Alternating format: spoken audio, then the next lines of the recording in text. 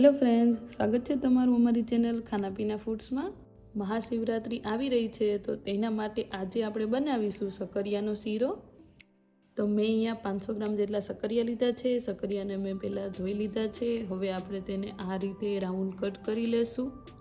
તમે કોઈ પણ રીતે તેને કટ કરી શકો।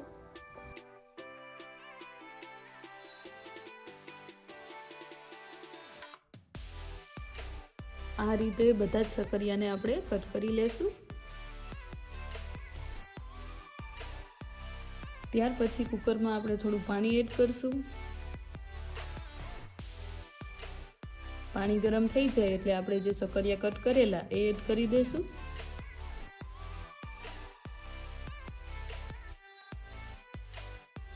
પછી આપણે તેને 3 સીટી આવે ત્યાં સુધી બાફી લેવાના છે। 3 સીટી થઈ ગઈ છે તો હવે આપણે તેને ચેક કરી લેશું। ત્યાર પછી તેને એક પ્લેટમાં કાઢીને તેની આ રીતે છાલ ઉતારી લેશું।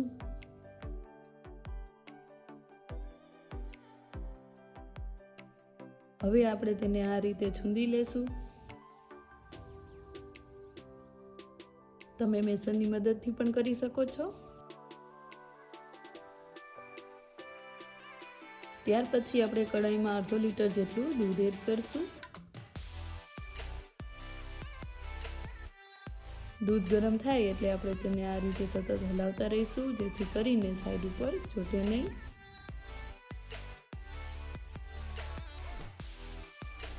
આ રીતે દૂધ ઉકળવાનું ચાલુ થઈ જાય એટલે આપણે તેમાં સકરિયા એડ કરી દઈશું। ત્યાર પછી સકરિયા અને દૂધને સારી રીતે આપણે મિક્સ કરી દઈશું। સકરિયા અને દૂધ મિક્સ થઈ જાય ત્યાર પછી આપણે તેમાં અડધા વાટકા જેટલી ખાંડ એડ કરશું। તમને જેટલું ગળ્યું પસંદ હોય એ પ્રમાણે તમે ખાંડ એડ કરી શકો। ત્યાર પછી તેને મિક્સ કરી દઈશું। હવે આપણે તેમાં 2 ચમચી જેટલું ઘી એડ કરશું। ત્યાર પછી ડ્રાયફ્રૂટ એડ કરશું। હવે બધી વસ્તુને સારી રીતે મિક્સ કરી દઈશું। હવે આપણે તેને 4 થી 5 મિનિટ સુધી આ રીતે હલાવતા રહેવાનું છે અને ઉકળવા દેવાનું છે જેથી કરીને જે એક્સ્ટ્રા દૂધ છે તે બધું બળી જાય। દૂધ બળી ગયું છે તો હવે આપણે તેને નીચે ઉતારી લેશું અને સર્વિંગ પ્લેટમાં સર્વ કરી લેશું।